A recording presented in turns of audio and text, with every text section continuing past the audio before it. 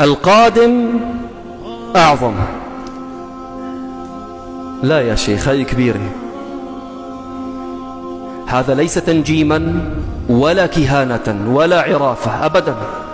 من يقرأ أحاديث المصطفى صلى الله عليه وسلم يعلم يقينا أننا على أعتاب العلامات الكبرى، وأن 90% من العلامات الصغرى قد ظهر. إيش باقي؟ القليل جدا. وكل ما اقتربنا من العلامات الكبرى ازدادت الأحداث العظام. قال رسول الله صلى الله عليه وسلم: لا تقوم الساعة حتى تكثر الزلازل.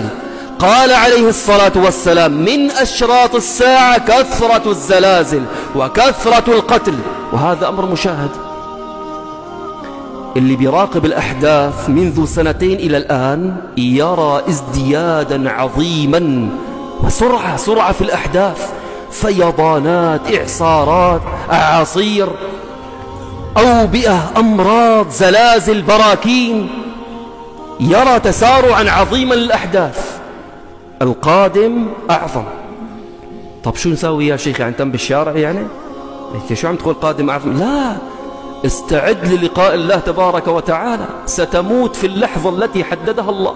الحياة بتمشي، اضحك وكول واشرب واشتغل على 24. لكن أنا مقصد كلامي إيش؟ فلنستعد حتى إذا أتت المنية وشفنا ملك الموت أمامنا شو نكون على خير.